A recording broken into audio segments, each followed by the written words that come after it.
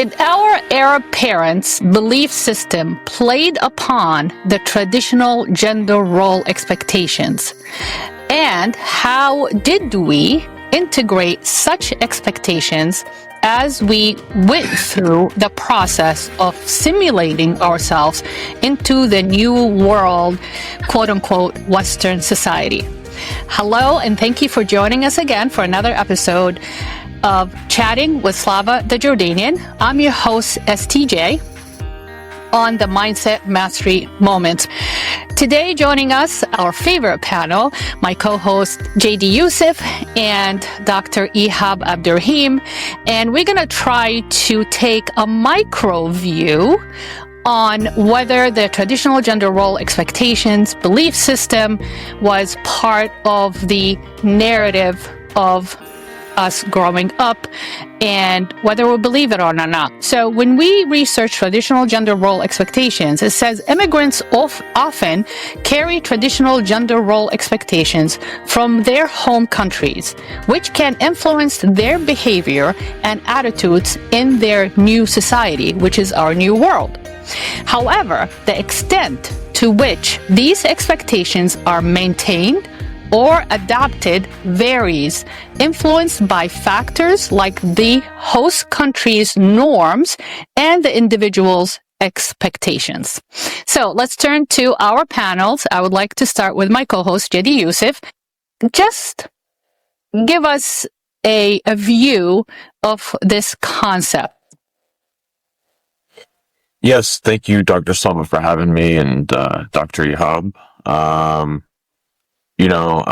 I have a lot to say about this naturally. I grew up in a traditional gender value home. It actually plays a huge part on the way that you're brought up, the way you think, and also living in a different culture away from your natural home.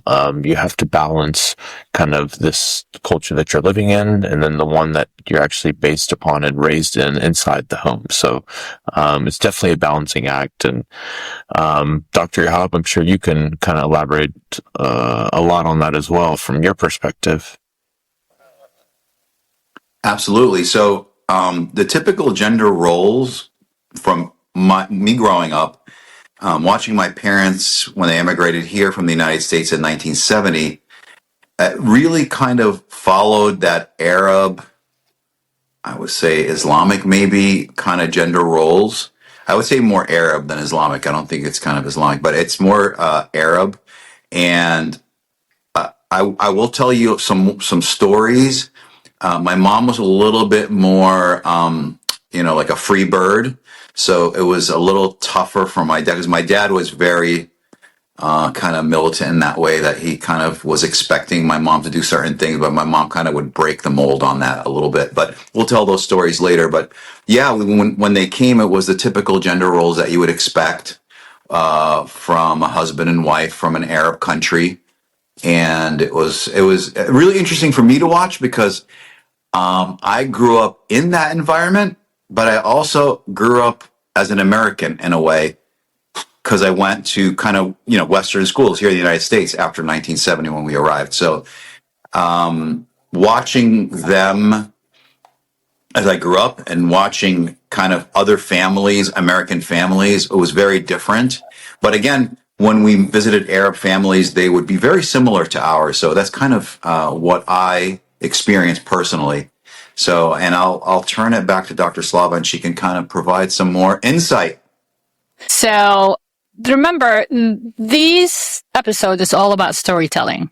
So in order to have you guys, our viewers and our listeners, to relate to such concepts, we will give you some examples of how we experience these concepts. Okay.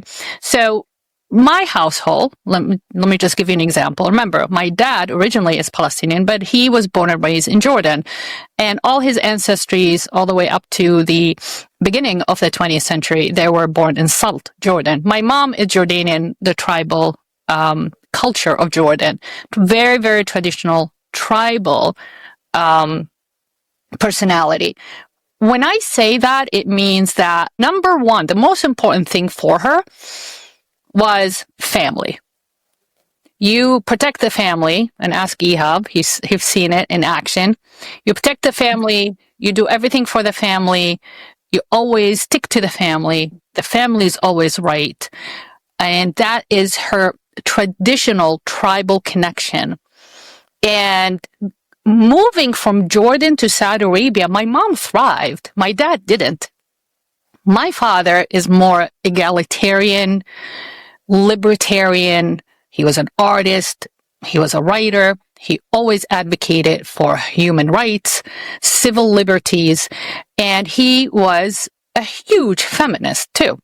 So he did not thrive in Saudi Arabia. He tried, God bless him, he tried so much to simulate into the Saudi Arabian culture, but it wasn't specifically, I believe now as an adult, it wasn't specifically the Saudi Arabia culture, it was the traditional tribal culture that he did not believe in, he did not identify with.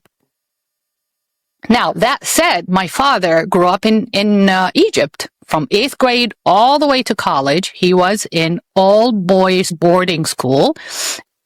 Affluent Jordanians in the 40s and the 50s, that's what they did. They sent their boys to Egyptian boarding school. It was the best education in the Middle East. So from 8th grade, he did not live in Jordan. He was in Egypt. Of course, Egypt was the Paris of the Middle East. So take that, then going back to Jordan, then he had to go back to Saudi, to a lot more conservative tribal culture. So my dad did not thrive in that. My dad constantly was trying to create his own world within Saudi Arabia. My mom expectations, not necessarily very classic, stringent male-female role, but she expected indirectly from girls to act the role and from boys to act the role. The boys protected the girls in the family. It's tribal, right? It's Bedouin tribe tradition.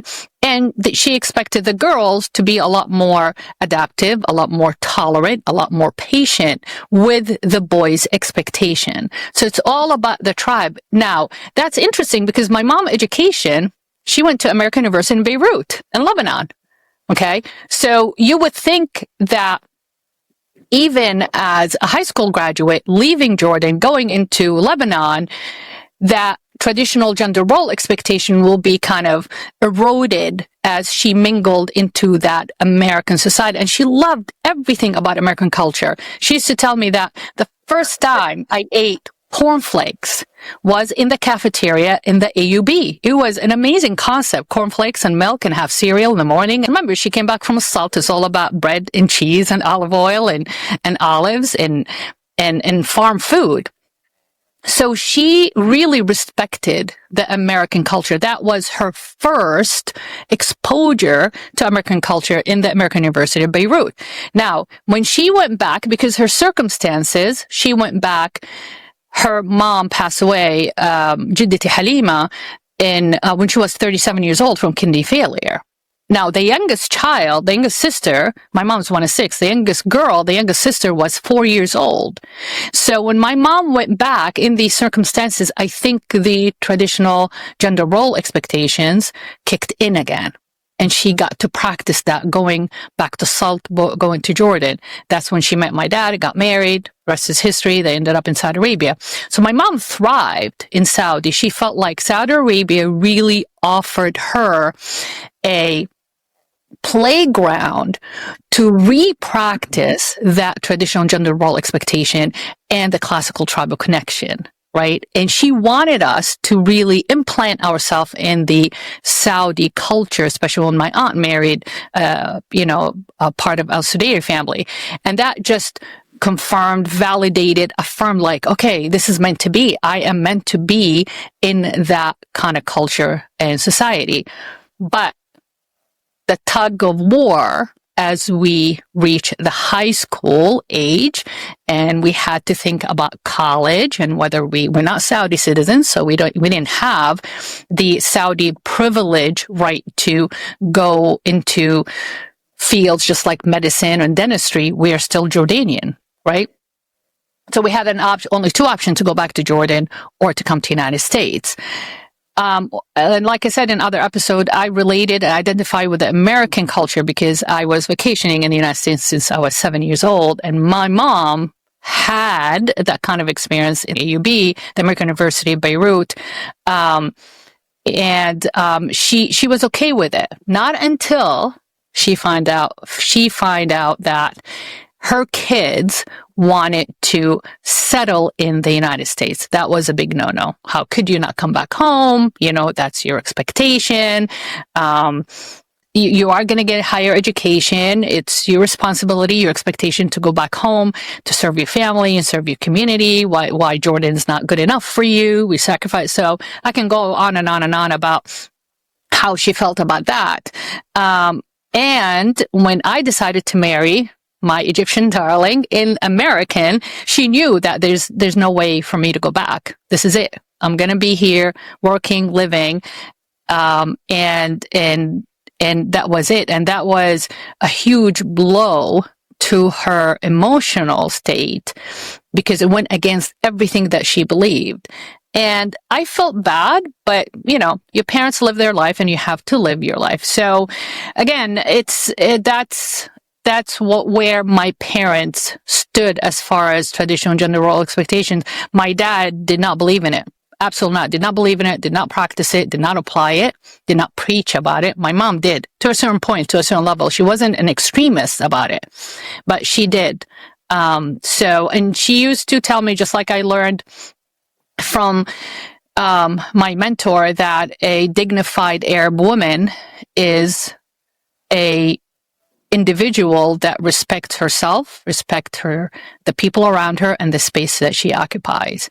And my mom was very, very highly dignified person because of the Bedouin heritage. That's the traditional, tribal practices that mentally, not practices in her life. She's always about education. She's always about travel. She was about art and culture, museums. I mean, she loved history, sociology, science.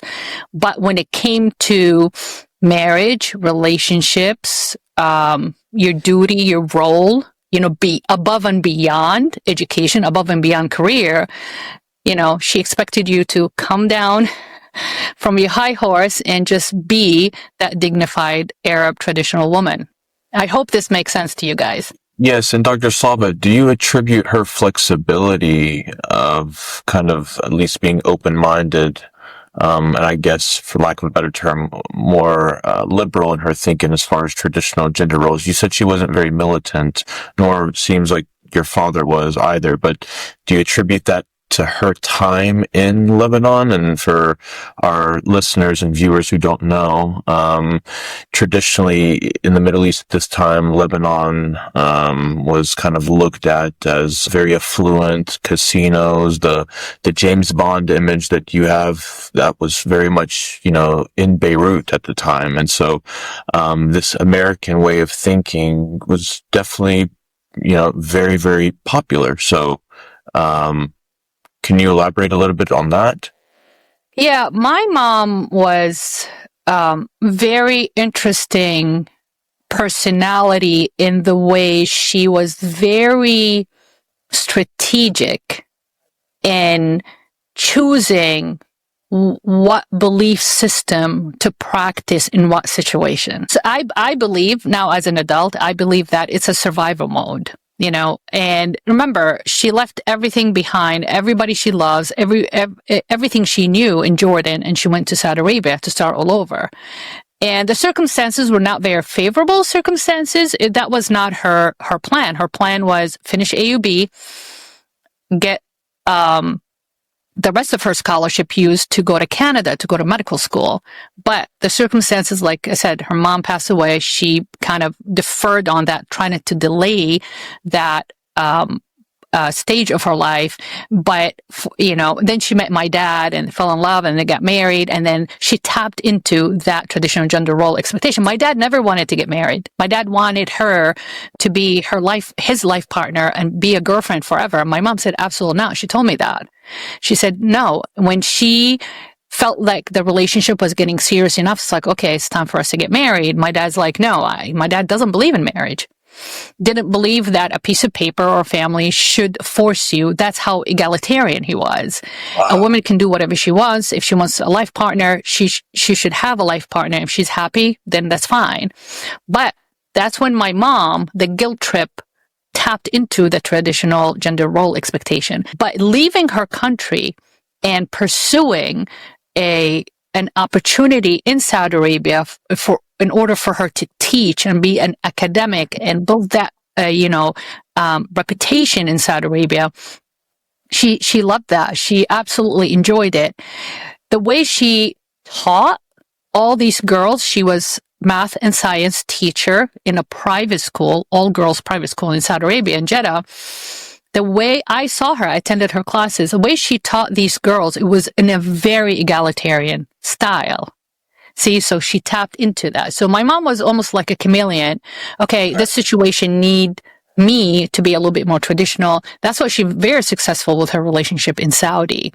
And she became very, very influential socialite, if you would like. And she mingled very, very well with the royals. She helped a lot of people with her royal connection, a lot of Saudi women with her royal connection. And I wrote those stories on my Instagram account. And maybe one day I will share it with the audience on one of my episodes. But she was very interesting. So me growing up, I was very confused. Where do you fit? Where's your position, mom? When it comes to me, you want me to get my education. You want me to get higher education, but in a traditional style. It doesn't work for me. I'm more like my dad. Take a position, stick to it, move on. Take a position, stick to it, move on. But she was very strategic, very talented that way. And that's, I think, why she successfully survived and thrived in Saudi Arabia. I hope that answers your question. Absolutely. And, I know we brought up Lebanon and its influence. Can't also forget about Egypt. Literally, Egypt led the cultural revolution for practically the whole Middle East. And that's why a lot of Palestinians, Lebanese, Syrians, Jordanians can understand a lot of the Egyptian dialect. And it's from the movies and the songs and, Kulthum, for example. And I'm saying all this to say, and I'd like to kick it to you, Dr. Ihab, with this very vibrant and, uplifting way of thinking, especially with the Egyptian people. You said your dad still was entrenched in this traditional gender role, very much, militant, right? And I can also say the same thing for my father, right?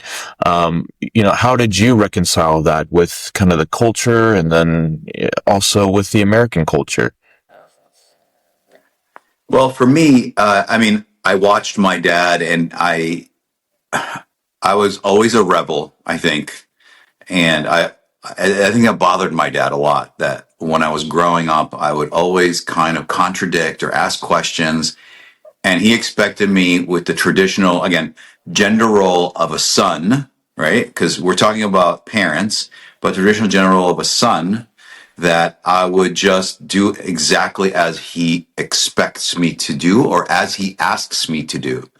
And I never did that. And I think I drove him crazy up until, I don't know how old I was at the point, even till before he passed away. I was a little bit like that, but I really kind of, loosened up a little bit later on in life. But he'd be asking me, can you do this? Or can you take care of this? Like expecting me, because I'm the male of the family, the son, to just say, oh yeah, sure, I'll do it. And I would always ask him why. That was my first, actually, the first thing that came out of my mouth was no. And the second thing that came out of my mouth was, why do you want me to do this? Because in my mind, I wasn't being obstinate or not wanting to do it, but I questioned everything in my life. And I think that could be more of the American side of me. I learned that in school, and I kind of was, and that's why I'm probably a scientist now. When I graduated from school, I was a chemist, and it's that idea of always questioning, you know, whatever you're working on in chemistry. You always question it, you always research it, and I'm a big researcher with everything, even if I'm buying something from Amazon. So I did that same thing growing up, and my dad would get really irritated with me because I would just say, why? And it was like, I wasn't doing it again to be, you know, a bad son. I was just doing it because it's automatic for me. It's in my nature. And that's again why I probably went into chemistry and got my PhD. So, and Slava could talk more about that because she used to see that with me, how I interacted with my dad and my mom. It's funny. If I asked my mom that, like, you know, why, she would answer the question. My dad would just, boom, he would expect me, like, whatever he says, I just gotta say yes. I think you take after Ihab a lot. I see a lot of her in you, and I hear a lot of her in you. But I think my father-in-law saying why, that's you're defying him, right? Oh.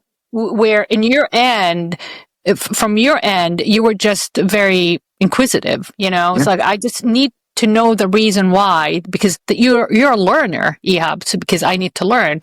But Abu Ihab always stepped on that traditional gender role expectation. Is yes, sir. You know, you're my son. I gave you life. I brought you here for better education, for better life. You owe me the yes. You owe me to say yes. And he used to tell me that. It's like, why can't he just say yes? I'm like, I've been married to this guy he doesn't even say yes to me. He goes, but I'm his father. And I say, yeah, my mother-in-law completely totally appreciated that trait in Ihab. She was so proud of him that he does not follow the rules and he is his own person and he's very inquisitive. He's very smart. He used to say, "Inta smart zay mama," right? You are smart just like your mom. That's how she took all that credit. Ihab, the way she raised Ihab is like she never had a partner. She's like an amoeba that created Ihab. Yeah. She did not give Abu Ihab any credit, you know. Right. Yeah, that's how confident she is. That's how she was the feminist. I mean, my mother-in-law oozed feminism. And you know, the funny thing is, I don't know if you, Ihab, remember when our parents met for the first time in Austria, how well my dad got along with your mom. Oh my God, it was hilarious. Oh my God. I remember when we'd all go out and, you know, the parents would sit together on the table, kind of the four of them. I never saw your dad laugh so much when he was talking to my mom. The stories they would tell, you know, they just would talk about everything, you know, anything and everything. They talked about Egypt in the past and, you know, and they would share stories about, you know, when your dad was in Egypt and my mom was in Egypt still, and they would just be cracking up, talking about music, Kulthum, everything. They would just bring up everything and they would just be laughing and laughing. And your mom would just be kind of sitting there and sometimes she would talk to us, right? And they would just kind of talk to us or talk to my mom. Your mom would talk to my dad sometimes. But again, my dad's quieter a little bit. So he was just kind of just sitting there a little bit most of the time. But yeah, watching them interact was fun.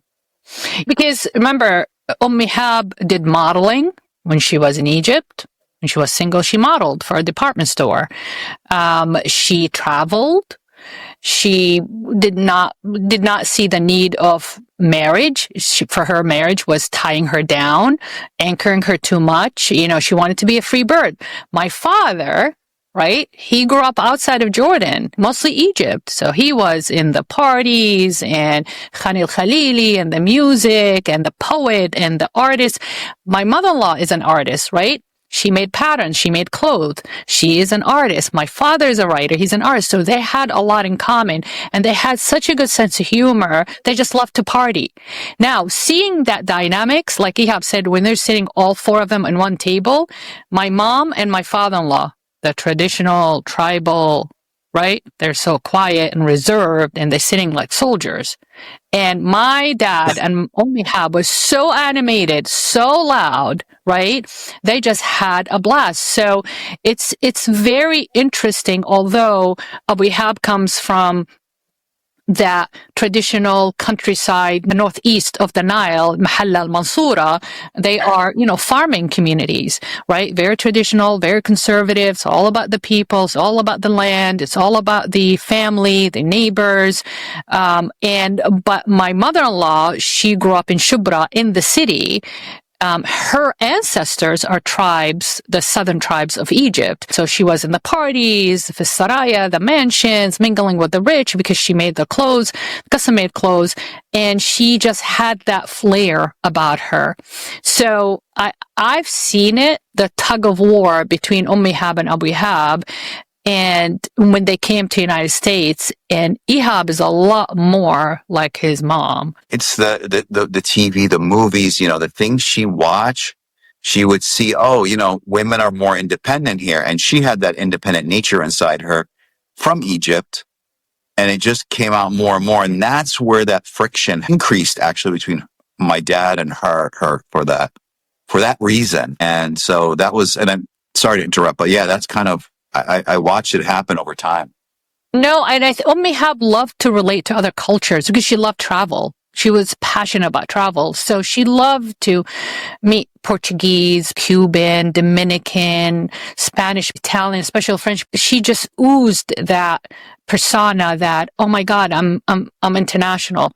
Tell me more. I'd like to learn more. Your dad liked it, but a very conservative approach. But let's go back to J.D. Yusef.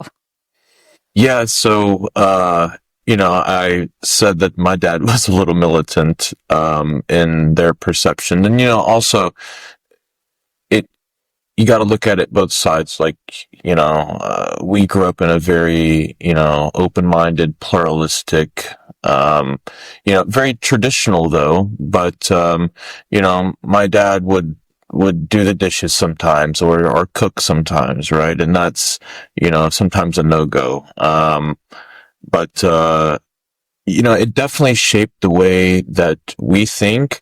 I'll just say that right now, the way that it used to be, this way of thinking is not mainstream anymore, especially with the youth, Arab Americans. You'll hardly find, a lot of these women in our community that kind of follow or want to follow this way of thinking. They do prefer a more egalitarian approach, which, makes sense. We live in a different society. We live in a different world. Not everyone has the luxury of having, their wife stay at home and, taking care of the kids, right? That's almost like a thing of the past, unfortunately. So it's more about adapting nowadays, how I see it, with this new generation. So, it's an interesting dichotomy, right? You grew up thinking and you're raised saying it should be like this, but also, good luck trying to find that, right? And honestly, if you find that, great, but, I grew up in a household where, the female was very strong, independent, and she also expected, help. So, I come from a family where I can do the cooking, the cleaning, the, normal stuff that are just associated with female. But, anyway, yeah, I think it should be like that, a little egalitarian. You should help one another and support one another. And it could be in the household and it could be outside the household, right? So, yeah. I'm glad you were like that because I wasn't like that. I never washed dishes. I never did anything. It's not because the egalitarian thing, has nothing to do with that. I believed in it. It's just that I never wanted to do any of that stuff anyway. I wanted to be hanging out with my friends. So the first thing I do, I just would leave the house, and it's not because I believe my mom should do it. It was just me. And I later on in life, it's funny, I became more like that, and I was cooking, especially after Slava and I got married. I was cooking and things, things like that. But yeah, growing up, you were saying that you were cleaning and washing dishes. For me, I started washing dishes after I became a busboy dishwasher, as my first job. And that's why I like washing dishes now. And Slava hates that I wash the dishes by hand, and she asked me to put it in the dishwasher. I wash my dishes by hand because it just feels like, it's great. I feel good when I wash dishes, and it's weird to say that. That's so funny. Oh yeah.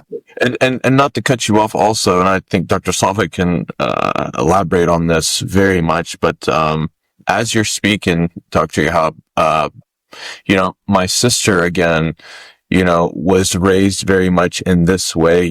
She has to do X, Y, and Z, and she was the rebel. She cannot stand stuff like that, and I don't blame her. So it was almost like the choice for me, it was a little more liberating, I mean, I can do it, but I don't have to. I'm not expected. But I mean, in my head, I felt like it was good, short-term, long-term, workout. And I'm also, pleasing my mom at the same time, so that was like a big thing for me. So, but yeah, I think the choice with the male, is a little different. I don't want to sound like I'm, uplifting myself, but I think that has a huge thing to do with it. Dr. Slava, do you agree? Both of you guys, as male Arabs, Yusef, you were born here in the United States. Ihab came when he was 2 years old. It's fascinating to see how a concept that might have been imposed on you guys, you went the other way, because I never knew how to cook. I didn't need to learn how to cook growing up because we were privileged enough to have, people making our meals. But Ihab taught me how to cook. When I got married, I had no idea. I couldn't even fry an egg. So Ihab taught me how to cook. I think part of it, him being in a fraternity house and they did their meals and he worked in a restaurant and stuff. But yeah, and he loved washing dishes. And I tell him, you wasting water, just put it in the dishwasher. And he goes, I love the sound of water. It's like, but you're wasting a lot of water. It's a Zen experience. And I like that about him. He's like, oh, do this and do that. And then, of course, I built on the recipes. Trust me, we don't eat what Ihab taught me 33 years ago. We'd be in a big trouble. But it's... we eat much, much better. But it's interesting how your sister, and again, it's almost like psychologically said, okay, that's expected to me. I'm going to go the other way. Ihab, the same thing. That's expected to me. I'm going to go the other way.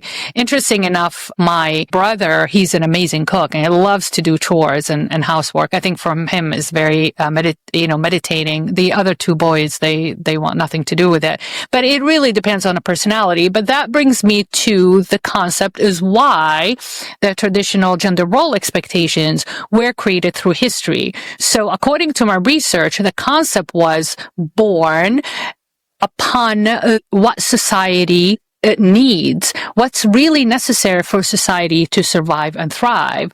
For example, from the beginning of history, they found out like women are a lot more tender, they're nurturing, they're more patient. So, okay, you as a female take care of the children. Men are stronger. They can take a beating, they can protect themselves back then. And then they can go out, the hunters and the gatherer. They go hunt and they provide the food. And the women are a lot more patient. I say that there's an article that was written. They took 93, I think, females from Eastern Europe and Western Europe, and they asked them the same questions about what do you think of the traditional gender role expectations of the female through history and in society. And both groups egalitarian group and conservative group said that yes, we women do have characteristics and properties that qualify us to take care of family and to take care of children and to take care of the home, because of our, innate characteristics. So that's why, according to my research, the traditional gender role expectations was created. Is what does society need in order to society to survive and thrive, regardless of the circumstances? And they created that classification of the gender role, expected to do this and expected to do that. If we don't do these two things, we're not going to be able to survive, right? But of course, time have changed. People have changed, culture have changed, society have changed. And now we are tapping into the hybrid of both in the Arab household, right? So let's try to answer that question. Where does this belief system that our parent had, or some of our parent had, in the way we navigate through this structural, Western world, culture and society, our home world. So I know I never birthed children. We don't have kids. So, we were never worried about, okay, what are we going to transfer to our children? Are we going to transfer traditional gender role expectation or more egalitarian, attitude? Yusef, you have nephews, right? And at one point you're going to have children. What do you think you're going to transfer? How are you going to transfer that belief system? Yeah, that's a very, very great question. And I believe we've actually answered that in previous episodes in saying that I think we're all in agreement as far as this clash of cultures. You just really want to take the good of both cultures and toss the bad in both cultures as well. I mean, you have to be honest with yourself, with your people, with how you were raised, right? And do the Dr. Ihab thing and ask yourself why. It's very important, to really learn and understand where these concepts come from, or why someone would take a certain position this way. Is it out of fear? Is it out of protection? Is it because you're in your, people don't like to venture out of their comfort zone naturally. So, I mean, I totally understand that. So let's say now you're married and you have your first child. How do you think they're going to perceive that? You're going to raise them here in the United States. Let's say your first child is a baby girl. As a parent, and I hear that from parents, and my mom, like I said, being an academic, and I spent a lot of time in schools with children. I was a full-time nanny before dental school. I worked in daycare. And, early child development years are very, very important. And that's when you plant the seeds into their belief system. If your first child is a girl, how do you think you're going to go about trying to explain to her this hybrid belief system?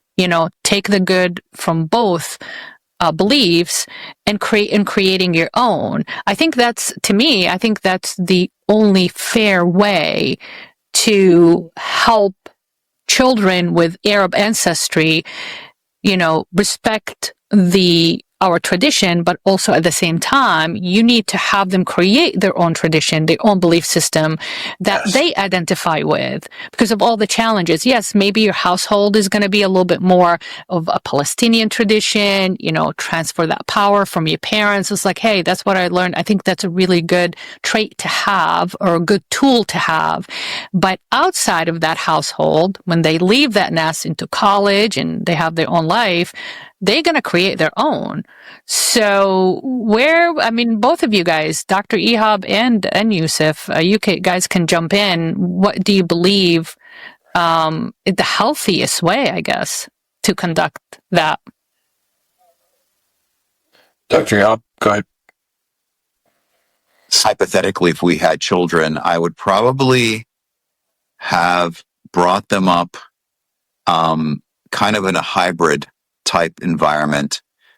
but it's funny, I would lean a little bit more conservative towards the old ways, the ways my parents, and it's funny because I wasn't, I wasn't that way, but I would do that because I would want them to learn, their, kind of what their background and where they come from and how my parents brought me up. I would want to kind of transfer that to them in a way, but I would also want to transfer that American type upbringing as well, and I want to say that I believe that type of upbringing that we saw or what I experienced growing up, I think about 50, 60, 70 years ago here in the United States, it was similar in that conservative type upbringing where the wife would do one thing and the husband would do another. Like the wife would be home with the children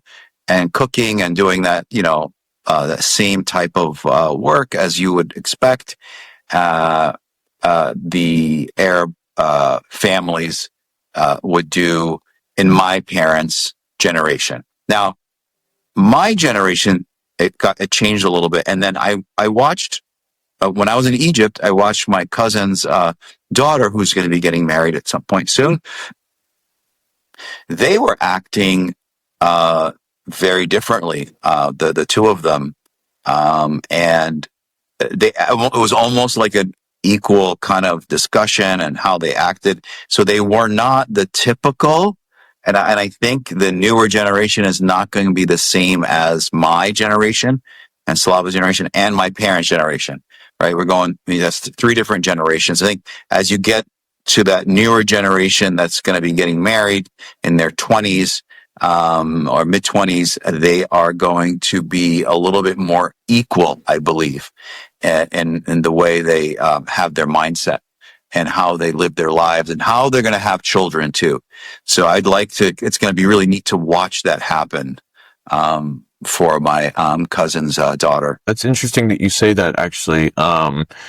Just because you did tell us you were, that typical child, of course, we always have a rebel in the family, right? So, but you still want to revert back to kind of, again, what you saw, how you were raised. And that's important. Also, what resonates with me is you want them to have a good base and foundation to rely upon, right? And again, it goes back to that cliche. You don't know where you're going.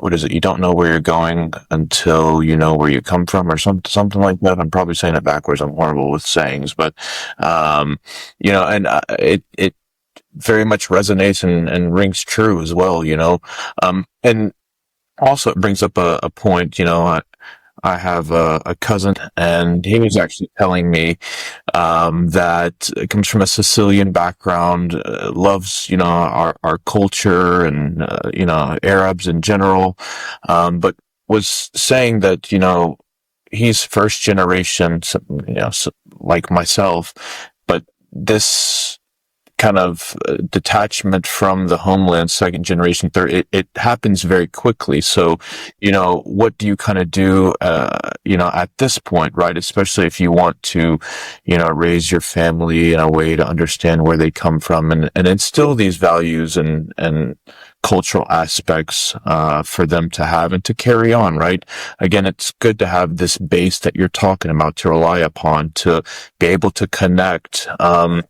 You were telling me, Dr. Ihab, similar to myself and, my cousins in Michigan, was not raised with them, but we were, or didn't grow up with them, but we were raised similarly. So it was very much natural and felt familial, the first time I met them, I was able to mesh with them because we had this certain similar upbringing. We were raised similarly, a certain understanding how our parents operated, these, again, very traditional, gender roles. My mother comes from more of a Falahi background, more country, while my father's is more Madani, from the city. These two cultural aspects, even though there's, in a similar culture, often leads to clashes, believe it or not. Just that is an interesting dichotomy. And I think, Dr. Slava, I learned a little bit about that from your interactions with your parents, so. It's funny that you mentioned this, because according to this research, I'm just going to read this. It says here, the influence can lead to disparities between immigrants and native-born women in areas like labor force and participation. Some studies suggest that source country gender role can influence labor supply, fertility, and schooling choices of immigrant women even into the second generation. For instance, it shows that immigrant women labor market outcomes can be negatively impacted by traditional gender role attitudes and legislation. So, every household has rules and laws, right? Because of the expectations. So what this study is saying that if you are stickler to that belief system, it's going to affect the labor even as an immigrant here in the United States, because if you don't give that egalitarian right for women to go out there and pursue education and get a job, that affects the economy, right, of the new society that you're trying to simulate in and integrate in. So that's fascinating, because as you said, Yusef, even amongst your parents, there is that, yes, you're allowed to do this, but you're not allowed to do this. So don't cross the line. There is a limitation, and that creates a limited mindset by putting those limited beliefs. What we want to do for our new generation, I'm assuming, because you do have nephews, and I would love to tap into how your brother is going to be raising those nephews, coming from the same household, the same belief system that you grew up with, that we want the new generation to have an unlimited mindset by eliminating limited beliefs, whether it's especially in women, but also there's pressure on males too. You're the head of the house. After I pass, you got to take care of your mother. You got to take care of your sisters. You got to take care of the household. For example, Ihab's cousin daughter, she got engaged. She's engaged to this wonderful, beautiful young man, graduate from pharmacy school. But unfortunately, his dad, who is the breadwinner, he owned the convenience store in Cairo. He ended up passing away from COVID while he was still in pharmacy school, right? So now, as the traditional gender role expectation, he is becoming as an eldest, the breadwinner for that family. His mom is a homemaker. So he had to delay his plans, purchasing a pharmacy, opening his own business, being a business owner, an entrepreneur, in order to run his dad's store to support his mom and his two younger siblings and stabilize that, then execute his plans that he always dreamed of, a career he paid a lot of hard work towards. He invested in himself to become a pharmacist, but he had to delay those dreams and those plans in order to satisfy that traditional gender role expectation, to support his family first, stabilize his dad's business after he passes, then he can move on to open his own pharmacy, get engaged to Ihab's cousin's daughter, start his own life, start his own family.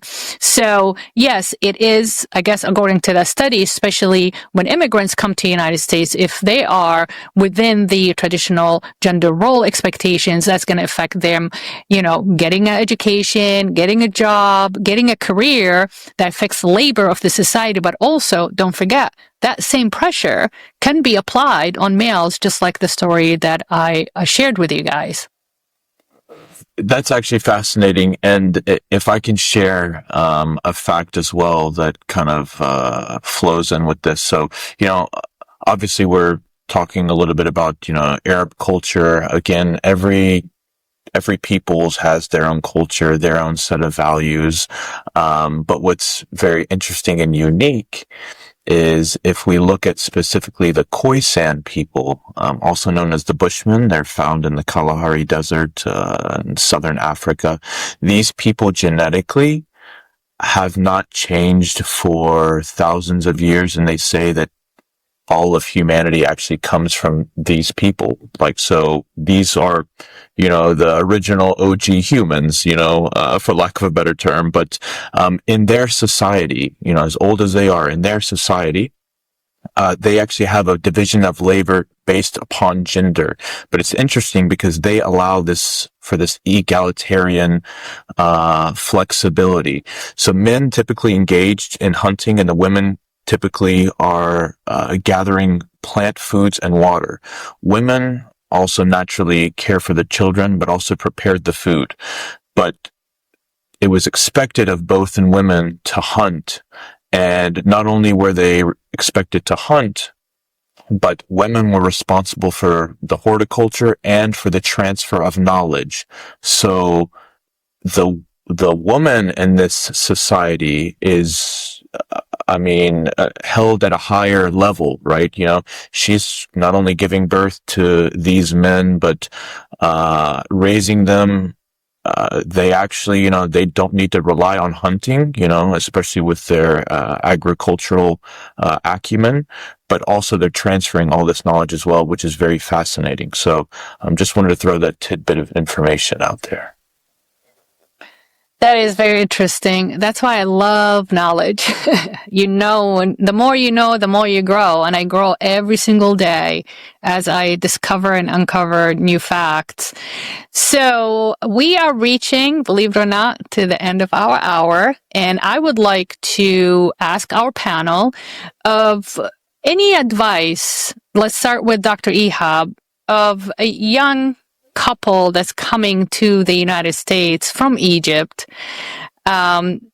starting their new life, starting a family, raising their children in this society. From everything that you learned from your parents, what would you say to them? I would say keep an open mind here, but also keep the tradition. Keep that same, not that the gender roles, the mother does this, the father does that, but I think, work together, like Slava and I do. Like Slava will cook most of the time because she likes to cook, but I will also cook. I have no problem cooking, and kind of just work together. And both should have a kind of a job of some kind. And, unless one of them wants to stay home with the children, but both should have a career, if at all possible. And, bringing up the children, raising the children, I would say utilizing a little bit more of the culture from back home. For me, I would definitely advise them not to get them iPads or any kind of phones when they're young, because I just watch these children. All they're doing is they're on their iPads, and then their parents are on their phones, which is also, it is what it is. So everybody's on a device and nobody's talking to each other. And that is something that we're losing in general in our society. And that interaction is really important. I think, removing the devices and kind of going back to the old ways a little bit, and maybe using some of that cultural, Arab culture from, when they come over, it would be great to teach that to their children. And again, social media and these devices are actually one of the downfalls I see in the future of our society. But that's another story. We won't go down that road right now, but that's my 2 cents on it. Yeah, how about you, JD Yusef? I mean, like I said, you have 2 young nephews. From being the uncle, the eldest of the family, the boy. What would you tell them? How would you teach them in your ways? Yes, I'm me. No, it is beautiful. And I'm actually incredibly proud, and blessed to be able to see kind of these guys do their thing. They are both the youngest of their respective families, also first ones to have children. So it's kind of it's a big deal, and they're also kind of leading the way, which is quite amazing. And also the way that they've started to raise their children is also incredibly beautiful. They want to instill these Arabic values, culture in them. They're watching Miss Rachel, which everybody kind of knows, but they're also watching, an Arab version of Miss Rachel. And honestly, a lot of the children's stuff that they're showing them is actually majority Islamic, and we really don't look at stuff like that. I mean, it's teaching them the language, but that's the majority of kind of what's out there, teaching the young ones, which is again very beautiful. So very blessed. Yeah, something definitely to be proud of. The message is being bicultural, being bilingual is not a bad thing. It's not, you don't have to have one or the other. Why can't you have both? You can have one and the other, because that will give you the ability to navigate through multicultural setups. And that's beautiful. That needs to be considered as an advantage. You don't have to strip everything that you are and focus on what you are becoming, because then you don't have the cultural competency. You won't have to adapt to different cultures. Regardless what you say, you're going to come to a point one day that you are going to visit your native land and native country and your home world. And you better have these tools in order to navigate, communicate, socialize in that environment. Otherwise, you're not going to be comfortable, right? So it's beautiful to have that multicultural adaptability. It's an advantage to be bicultural. So yes, we need to feed both of them without tapping into the too egalitarian, too strict, too traditional, because we don't want to turn off our children and the new generation from the culture. Our culture is beautiful. Our culture is generous. Our culture is colorful. Our culture it's ancient. It has a lot to offer. So I would take an advantage. It is definitely something that makes us unique, that makes us special. And luckily for the new generation, the world these days is a lot open to accepting that multicultural adaptability or multicultural characteristics in the new generation. It's cool these days. My generation, it wasn't cool. You either one or the other. If you are the other, then you're a traitor. Chayin. You left everything behind. If you're not the other, you're more stick to your home world, then you're so uncomfortable within your own skins. But I spent 80% of my time in the Western world. I need to adapt. So it was confusing. It was hard. It was challenging. But I don't think we need to think about it as, good or bad, right or wrong, or wrong. It's don't think about it that way, because you're going to have a very limited mindset by practicing limited beliefs, and that's exactly the purpose of this episode and this podcast. So I would love to thank the panel, Dr. Ihab Abdurrahim and JD Yusef, for coming on today. It's always a pleasure. Thank you, everybody, for listening and watching.